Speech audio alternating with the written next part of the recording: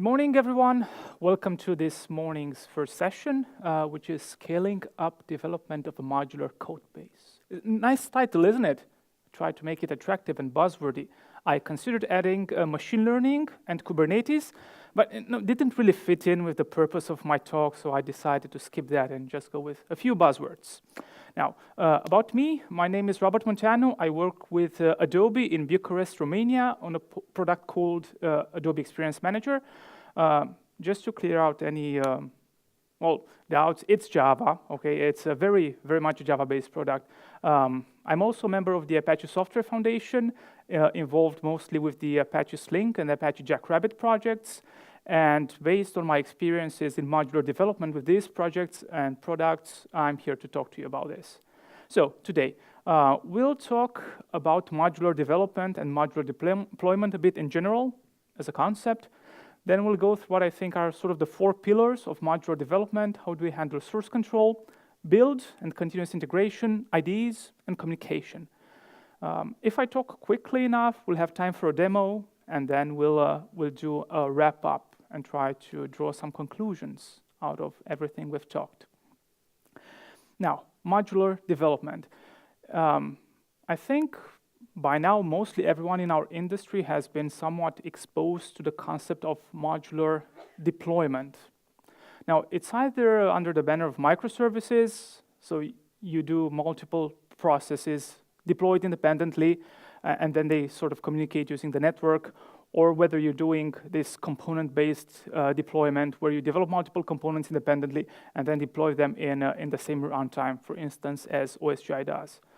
But little has been spoken about modular development. So great, we have this modular deployment, but does that mean that we can develop as we did before in one source control repository in one IDE with one build job? Well, yes and no, maybe, but that's something to find out during the talk. So, what is modular development?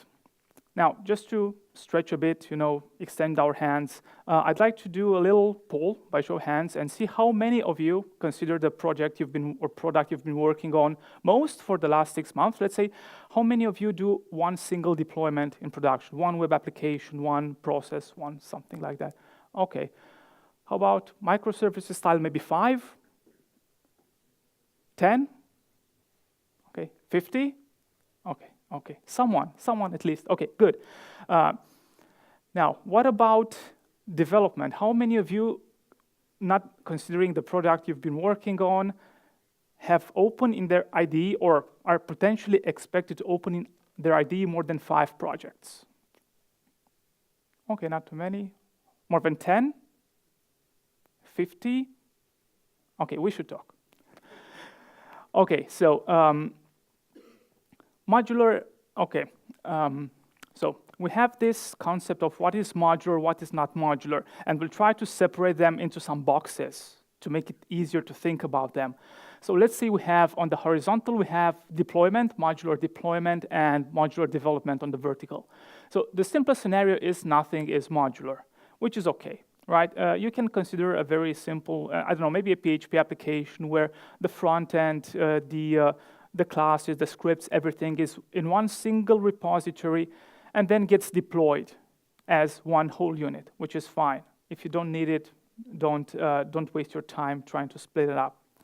Now, if we think about deployment that is modular, but development isn't. That's one of the most scary prospects. So consider you have a project where you have one single source repository, one project in your IDE, but then again, you try to build multiple deliverables out of it. Now, if you're there, maybe you shouldn't be there. I was there. I don't like to talk about it too much, but that's something you should try to move away from. Now, next, consider something where you have modular development, but single deployment. And that's something you could do with an old school Java application, or maybe not so old school, where you have a WAR file which is deployed independently, but then you have a repository for front-end files, a repository for servlets, a repository for EJPs, and you have all of these products coming together in a single deployable. Or maybe you're doing work with Go, right? And you do static linking and you have a binary in the end. Docker is a good example, right? Docker is Go, statically linked, and you have one, or well, a couple of binaries that will be from multiple source repositories. And then the fourth quadrant, where say, hey, we're doing modular development and modular deployment. And that's more or less what the focus of this talk is about. If you're doing both of them, how can you do that so that it becomes natural and no, the modularity nature of it doesn't get in your way? Now, before I go any further, no, these boxes are pretty fluid. Don't think of it, I'm modular or not, a checkbox. Yeah, I passed the quality. Does my project have quality? Yes, no. It's not such an answer. So you can think of them more like tendencies. So how modular is my deployment? How modular is my development process? And you can be here or you're not there, okay? That quadrant is empty intentionally. So somewhere where exactly do you think you are in your deployment process? Now, let's start talking about source control. That's where it all starts. That's at the center. We're programmers. We write code. And depending on how we structure the code in repositories, that's where this whole modular development story starts flowing. Now, the big question is one repo versus multiple repos. Now, in the beginning, we had CVS, if someone still remembers that, and then we had Subversion, which was a better CVS or a much better CVS. And sort of doing a single repository was the natural way of doing things, right? You had your SVN tree and then multiple projects that were sort of like punched in the same tree. And then you would check out whatever you needed, and Subversion was happy with that.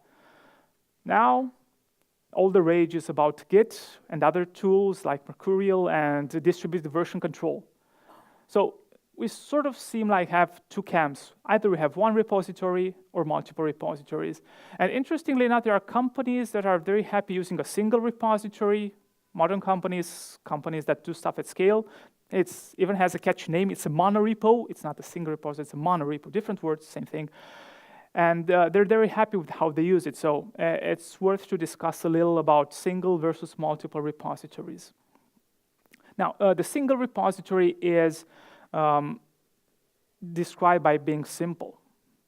In the case of SVN, you have this single location. This is an example from SVN from one of the projects I'm working on. And you do a single SVN checkout. And then you have everything. You can easily search throughout the whole repository. You can easily look in the whole repository's history. You can check out the state at a given revision of the whole repository. You can commit atomically. So that's extremely convenient for you. Now, the downside that I've tried to exemplify is that, for instance, the tags and the branches can become quite unmanageable. Right, so if you have 1,500 tags, and I don't know, a couple of hundred branches, they aren't necessarily useful to you. It's very hard to think of what a certain branch does because there's just so many of them. They're not fit for human consumption anymore. Or imagine you have a branch developing for what project? And also, these kind of repositories become harder to scale in time. If you have 20 projects, that's fine. If you're a large company, you have 5,000 projects, the size increases, operations become more difficult, and you start hitting some roadblocks that you need to manage somehow. Now, if you think about multiple repositories, from a certain point of view, they're the exact opposite, right? You don't have a single view of the actual repository, but they're smaller, they're faster, and you don't have all of these growing pains that a single repository experiences. And one of the plus sides is that everybody is doing them, right? If you're doing Git, almost everyone is doing Git, or at least everyone who's talking about it is doing Git. So there's a lot of tooling built around that. So there's Git, there's Bitbucket, there's Stash, there's GitLab, and what have you. All of these companies, all of these tools, and everybody's building extra tooling around them.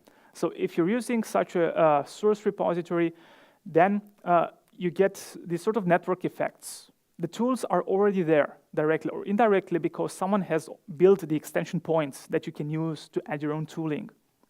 And you get them usually for free, which is a great benefit. Now, speaking of getting stuff for free and existing tooling, So one of the criticisms or the downsides that you have when working with multiple repositories is that you cannot have a single image, or you have to manually download 5 or 10 or 20 or 200 projects to have them all in the same directory. And there's a tool called Repo. It's been initially developed to work with the Android source control system, which works based on an XML file, a manifest file, which in essence has a list of projects, and say, hey, I would like to check out at Path API a project named api.git. And well, okay, how does it know that? Well, you have a remote definition, okay, and you say for always take remote origin at revision master and fetch this ... And that comes into play when we see the command below and says, hey, repo initialize a repo workspace from this location. And if this is you're on GitHub and you have the organization named org and the manifest is in the repository manifest, then you have a relative path, and api.git is resolved by appending ... then API, which means that this project is at org/api.git. Now, so if you init your repository and then you sync, and then bam, you have a list of all your Git projects in the same folder. And you can do various bulk operations on them. You can start branches. You can automate pushing, committing. Now, the thing to keep in mind is that this is entirely a client-side tool. It doesn't fundamentally alter how Git works in the background. So if you can still do local searches, you can do multiple commits, but for instance, you cannot have atomic operations on multiple repositories. You cannot have an atomic push done to 2 Git repositories, 2 or more. And in my view, that's okay, unless you're doing something like trunk-based development, where each revision is a state that you will deploy. I would argue that you don't need atomic pushes. So there are multiple tools. That repo is just one. There's Git slave, Git modules, Git subtree. The thing that I will try to stress out throughout the presentation is that I'll try to present patterns and then possible solutions. You may not find the same tools that I found as useful, but at least you should know what the kinds of problems are and that there are tools to solve them. And since I like automation so much and shell scripts are so readable, here's a snippet of how you can automate the generating this manifest using the GitHub API.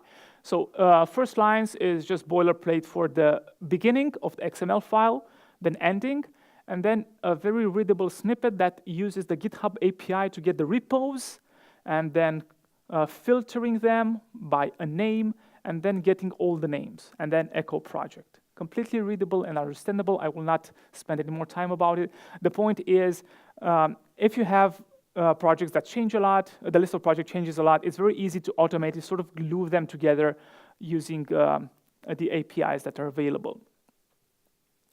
And if you happen to be in the position that I am, that is migrating from one source control to another, or from a monorepo to multiple repos, there are tools to do that as well. So the process is with Git, there's a lot of tooling, so the process is not that involved. Step 0 not shown here is if you have a different source control like SVN, you need to find the tool that converts from SVN to Git. For instance, Git SVN seems to work just fine. And then you have a Git repository. So take your remote, this is the Apache Sling remote, and clone it locally. And then do a second clone. Git has this very nice local cloning, which is lightning fast, no matter how large, or not no matter how large, but anyway, it's for a large Git repository, it's about 2 seconds on my laptop. So you get the local copy.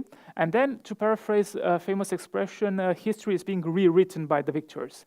So what does that mean? It means that we use this git filter branch command, which allows you to do absolutely anything, not to the local state of your Git repository, but to the history as well. So you can take each commit and alter it how you see fit. And it even has, for me, that I'm quite lazy, it has a subdirectory filter, which takes a directory argument and reduces the repository to only that subdirectory. So I run this command, take some time, and then at the end, I get the contents of this directory moved to the top level. There's a little housekeeping here because Git is helpful and stores the original references in the repository in case we messed up and want to back up and didn't have a backup. Now, in here, Git is a bit like Java. It's based on references and various blobs that reference each other. And you could, just like in Java, you have a memory leak, you can have a blob leak, right? So you rewritten your history, your master branch is fine, but you somewhere have another reference which points to the original history, and if you do that, your repo size will remain just as large, and you don't do that. So basically, after doing these things and doing a little garbage collection manual in Git, or forcing it rather, you will have the Git repository, just the Git repository that you care about. So there's tooling to help you migrate from monorepos to individual repositories. Okay, now that's good. So we should plan ahead a bit with this because let's say you have a build job on Jenkins or Travis or whatever you're using, and then you migrate to 100 repositories. Okay, so now I have to configure 100 build jobs. Isn't that nice?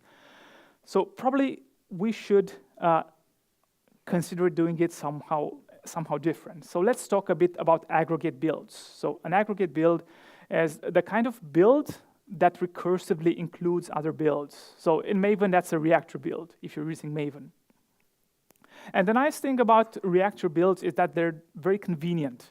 You can have a top-level POM.xml file, you do a Maven install, and then recursively builds every module that you have, runs the tests, installs them. You don't have to care. But okay, why the Greek letters? It's too early for Greek letters, right?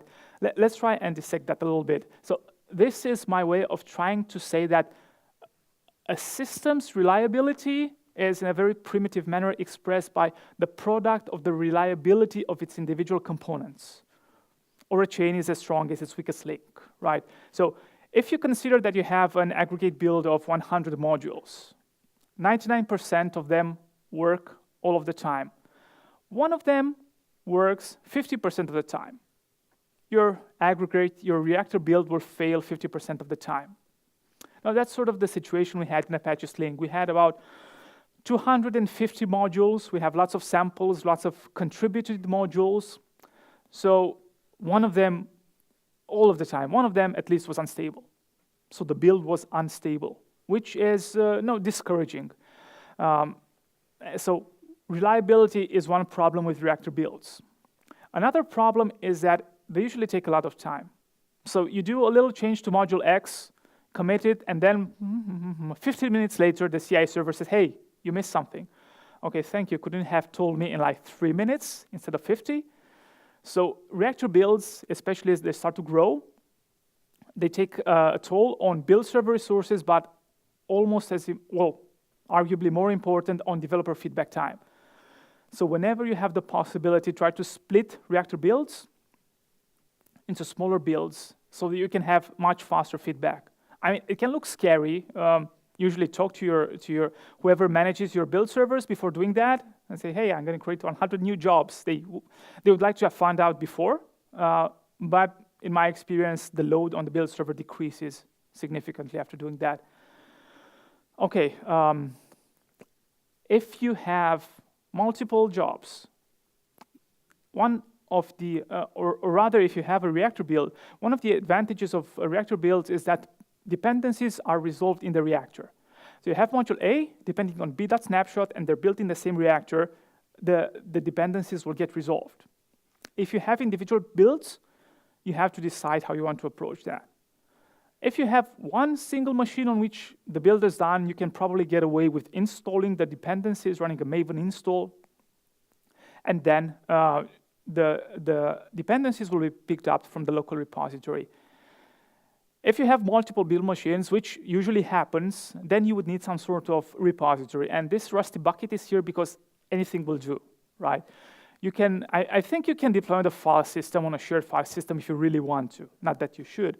But there are plenty of products out there on the market. Just find the Maven repository that works well with you, works well for you, and use that because the repository becomes increasingly important as you're doing modular development.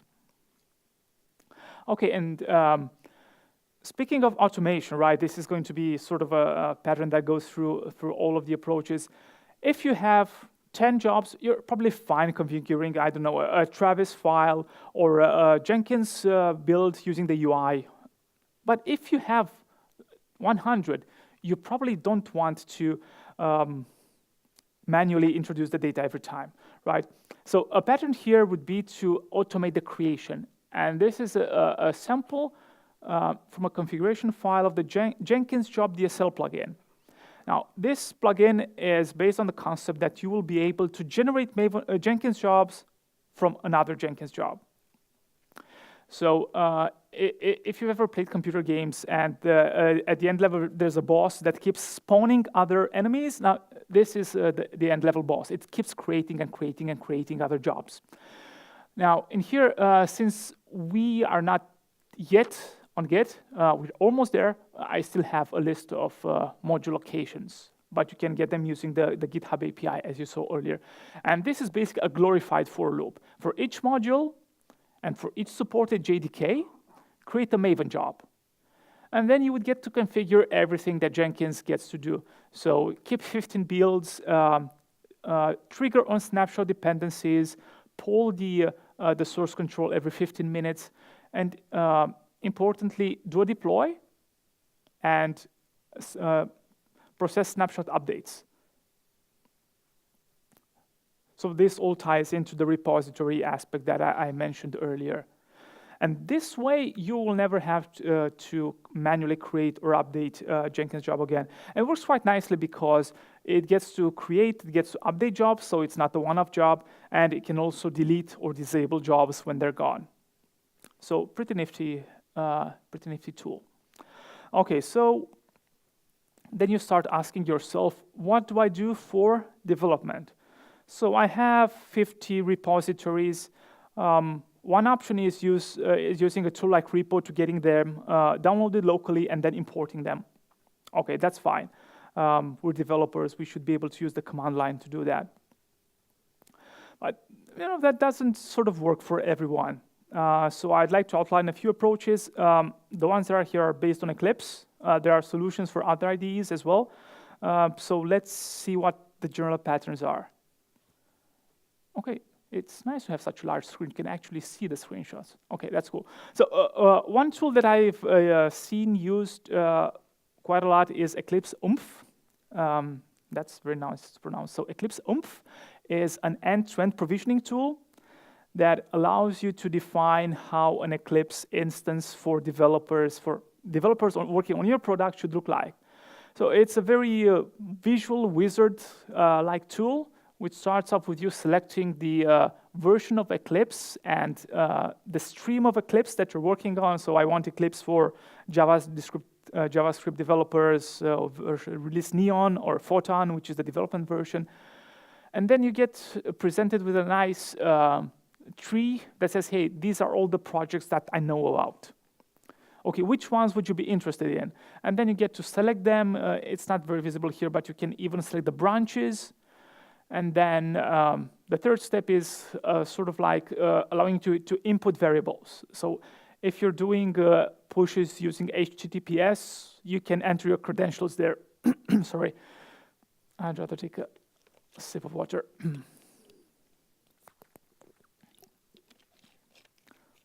So any credentials and customizations are done there.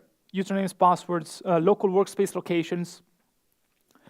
You can add there, and then there's a final review. And then you press finish, and Eclipse does its thing and provisions a local workspace with all the projects, imports the Maven project, sets up the Git repositories, applies workspace preferences. So, typically everything you need to do to be set up.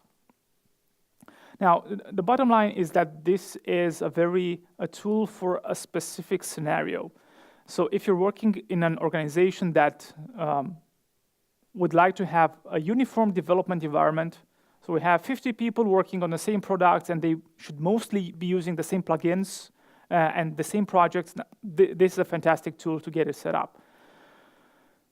But if you're looking somehow towards casual contributors, they probably don't want to provision a new IDE just for you. No, just saying. And there's also the work involved in defining all of these provisioning steps. The tooling is there, it's graphical, it's version controllable, it's everything you want, but it's also very flexible, which is both good and bad. So it takes a little time investment to do that. An alternative approach, which is, let's say, a bit more lightweight, is to, again, reuse the repository and package your IDE preferences as Maven artifacts. So in my example, I have this Eclipse formatter packaging type, and I have this Acme Eclipse formatter. And I deploy it to my Maven repository and say, hey, everyone, you can see my Eclipse preferences. They're there. And they say, OK, fine. But what then? Do I actually have to download them? It's silly. Upload the zip file. It's much better. And then there comes the idea of a Maven plugin that has a dependency on these preferences. And when that plugin is executed, it actually downloads the preferences and copies them to your project. And when you do that, you have M2E, Maven to Eclipse integration that makes sure that this plugin is executed at project import time. So when you import your project into Eclipse, it already executes that. And since Eclipse picks up the preferences files, they will get automatically configured. And you can even do this kind of more free-form configuration if you have some preferences which are not, let's say, that bulky. You don't need to deploy an artifact to have free lines of preferences. And by automating this and putting it in a parent POM or something similar, you can ensure consistent formatting and whatever preferences, commit templates that you have from your in your IDE. Okay, communication. So here we also have two opposites, right? So you either have a communication channel, one single communication channel, or you have more. And communication channels can be email lists, they can be Slack channels, IRC rooms, whatever, right? Typically, I would, I personally favor a single communication channel. Now, the reasons are twofold. So actually, the main reason is that everyone is there. So if I want to have a channel for product X, I know where to write to. I know all the right people are on that channel. And I don't have to second guess, so where would I have to write to talk about product X and feature Y? Because it's just one large channel with 500 people. And I also know the people are there, and if people want to find me, they know I'm there as well. So I only need to subscribe to one channel. Now, the downside is that these channels can become pretty noisy. So if you have 300 or 400 developers like we do at Adobe that use one single mailing list, and if everyone would just spit out emails however they would like with no conventions, no tagging, no proper subject lines, that list would not be as useful.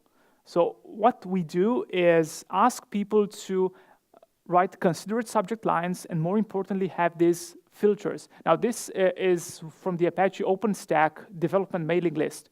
And you can see that basically all projects have this, all emails rather have these tags.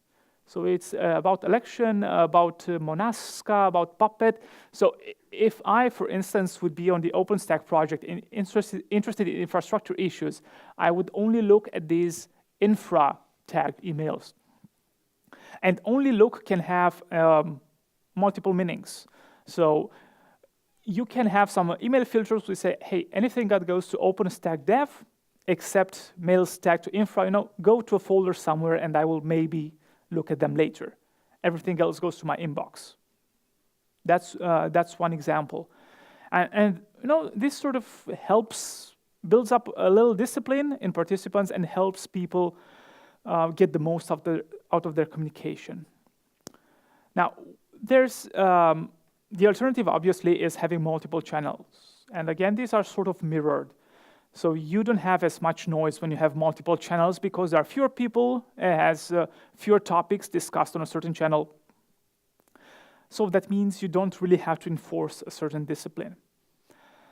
The downside is that, well, I admit I cheated a little. I don't think Slack displays this anymore, but it's sort of the number of channels. But it sort of helps get my point through that there's an effort in joining a new Slack organization, or if you're using mailing list, it's the same, and saying, hey, on which of these emails, on which of these Slack channels do I want to be on? And that's fine. You do something like that. You take 10 minutes initially, and you never think about new Slack channels that are added, right? So after 6 months, someone gets to pull you in a random channel and say, hey, Robert, here's what we would like to talk to you about. And that's perfectly fine, but I should have known about things earlier, for instance. So there's sort of a residual gradual effect when having too many avenues of communication, that you sort of lose grip of what additional channels appear.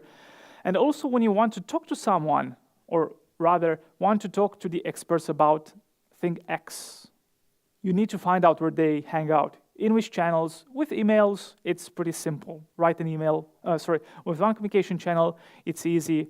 Send a message that has the proper subject line, and then the right people will respond.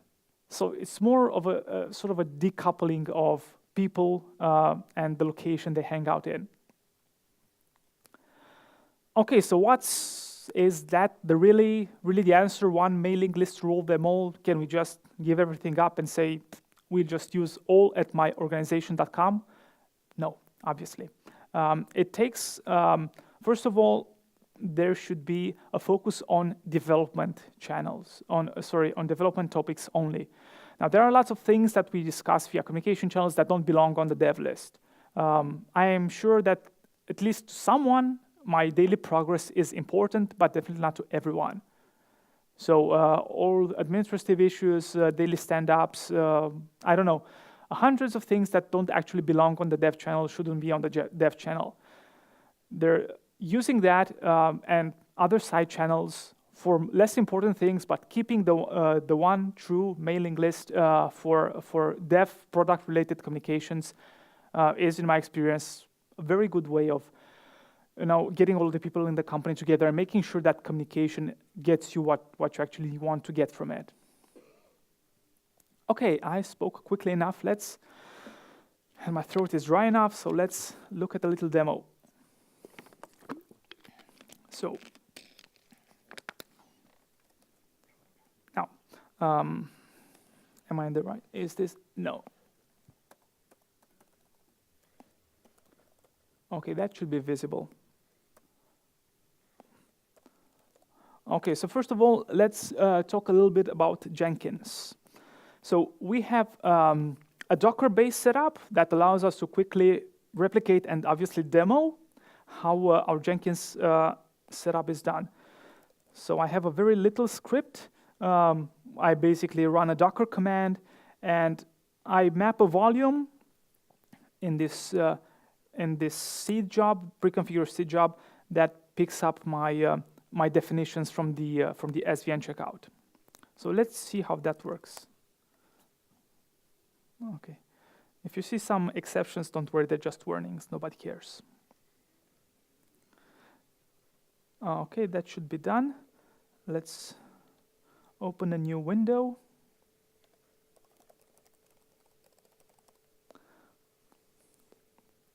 Okay, so we already have a large number of jobs. So this is the end game boss I've been talking about you, the seed job, and you can see that it has already spawned lots of minions. Okay, what is this and why is it on my screen? Okay, so it generated a large number of jobs without me actually doing anything. So these jobs didn't exist on the Jenkins server at the time that I started it.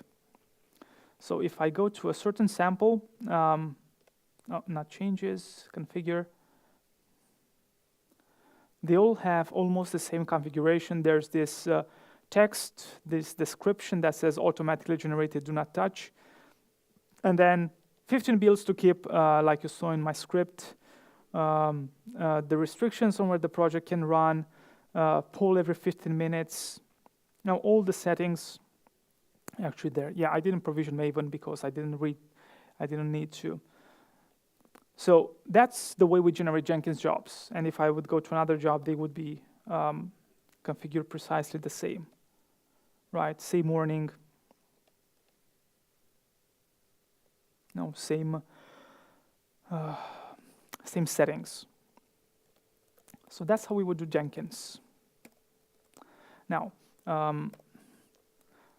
the second thing I'd like to show you is the IDE preferences thing. So let's remove the target directory and look at all the files.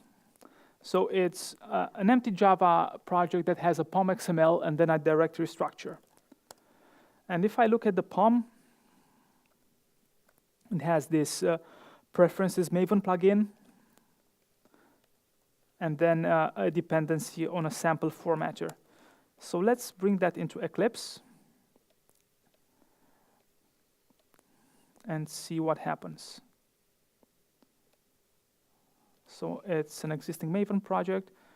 Oh, let me delete it first. Okay.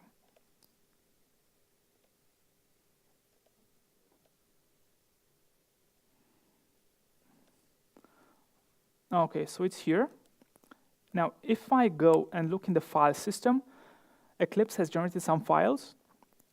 The class path and the project are always there, but then again, the Java development tools and the tasks and the team preferences, not necessarily. So if I go to the Java code style and I go to the formatter, I see here, or at least I can see here, it says something like unmanaged profile sample Eclipse formatter. No, so my formatter preferences were already imported, and now they're applied to my project, and it saves me from the trouble of copying them to every project that I need, that I want configured in the same way. You just divide them somewhere centrally, like the parent POM, and then all projects get this. And even nicer, let's activate the task. Yes, create a commit message, please, thank you. And if I create a new class here,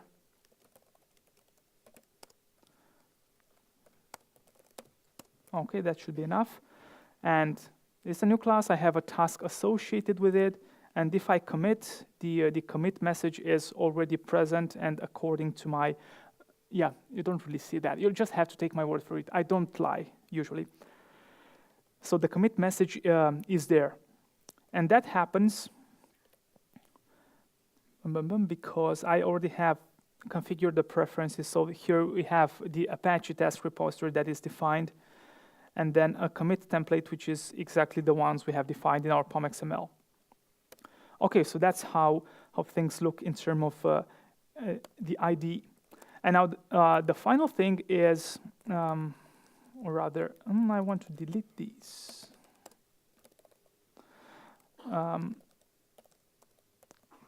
To look at the manifest generation. So you probably remember this nice readable script that I've shown you. Maybe a different look would make it more visible.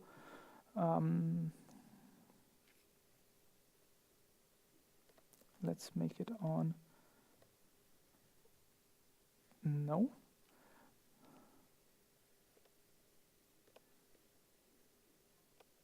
No. Okay, I'm not very good at this.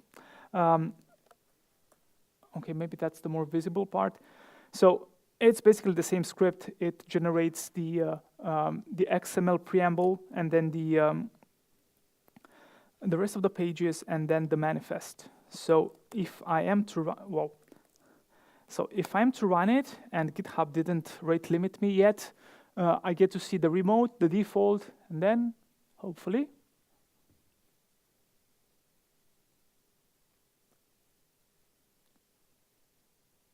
Okay, while this is running, I said that, well, shell scripts are nice and maintainable and readable. Okay, yeah, there you go. And it starts outputting these projects, and because GitHub does paginations, it brings 100 at a time. But no, in the end, you'll have a gigantic list of projects, something like this, a lot of projects that are there in your repo file, in your manifest. So you don't have to maintain it by hand. Now, I attempted to do a better job I'm a Java programmer, I don't know much else. So I tried to make a nice and elegant Groovy script, which turned into a very large and inelegant Ruby script. So sometimes shell scripting really is pretty cool. But what that allows you to do is to define groups, for instance. You have specific parts in your organization that only care about subsets. So let's say you have the front end and the API and the core groupings, right? And some people work mostly on the front end. Now, repo allows you to define groups, and then you can say, hey, I only want to bring down a certain group. So if you have a more complex script, you can even script those things, right? So you can build up a mapping automatically based on naming conventions, and then you have the groups set up. So how does this look in practice? So I have an empty directory here, nothing, and I want to init. So I have, to make it simpler, I have a project with only, a manifest with only 2 projects so that we don't sit here all day looking at GitHub checkouts. So I'm doing an init. And the first thing it does is, if you're looking here, it says gerrit.googlesource.com git repo. So it brings out a latest version of the repo tool. So it sort of splits the operations into 2. And then it's getting the manifest that I asked it to. Cool, it says, hey, this is you. Okay, everybody has my email. Yeah, we're on camera, awesome. So let's take a look at what's in here. So we have the working directory, that repo, and then we have this location where the actual repo tool lives, and then the manifests, which is the Git repository, and eventually manifests.xml, which is my default manifest. Okay, so if I did an init, my workspace is all set up. Now I'm ready to sync. Not sync. Okay, so hopefully taking out these 2 projects will not be too long. It's a warning, don't worry. Okay, so that is going to take some time. I'm not going to wait. You can do this on your own and see how things fit into place with repo. Okay, back to the demo. Back to the slides. Okay, wrap-up time. Let's try to put things sort of into perspective, tie them all together. Now, I mentioned that this modular development thing is not an on or off state. You're not done. Or not done. I said, okay, it's more of along an axis. I wasn't precise again. I think that you should look at these 4 or 5 pillars of modular development and ask yourself, okay, how am I doing in each department? And this is how I try to visualize it for Apache Sling. Now, communication works pretty well for us. We have this single dev mailing list where all the discussions are. Our builds work nicely independently, so you can build each module independently, also locally and on the build server, so we're happy with that. Source control, we're almost migrated to Git, so we'll put it halfway there. We're halfway done, let's say, and we haven't yet decided to tackle how do we handle the IDE story in modular development. So that's how, visually speaking, that's how we think we are. Now, it might be useful for you to draw a similar chart to see where you are and be aware of what you should change, if anything. Now, if there's one takeaway from this presentation, it's scripts everywhere, right? You can live just fine when you have one project in source control, one IDE, one build job, but once you start expanding, there's a need for scripts. Now, in a more serious manner, let's see how this actually could look like. So the square or rectangular boxes are those that come pre-built, and with little exceptions, probably no one builds their own source control or their IDE. There are some exceptions, but anyway. And the round boxes are the ones that you provide as glue to tie them all together. So if you have your source control and you can tie it with a job generation, with build server job generation, just like we saw previously with the job DSL plugin. So there's this automation sitting between source control and build server. You can generate a list of modules for your IDE from source control, and then you can import them, and you also tie into the SCM APIs. Now, you can have coding standards, all sorts of preferences that are applied from your IDE. It doesn't have to stop here. So if, for instance, you decide that what's best for you is having multiple communication channels, you can have a little round dot here that uses the SCM APIs and automatically creates channels in your Slack team or wherever, and then maybe it even looks at the commit history and automatically invites people that committed at least 3 times in one such repository. I don't know. Now, it's an open-ended discussion, and the possibilities, there's a lot of possibilities. Just try and build awareness and understand how you can really take advantage from modular development. Now, as closing words, these are sort of some tools that I've seen used to support modular development, and these are some projects or references about projects doing modular development. Okay, we're mostly in time. Thank you for staying throughout the presentation. If you have questions, I can take a few now. If not, I'll be here for the rest of the day on Twitter for praise and on email for bad publicity. Questions, anyone?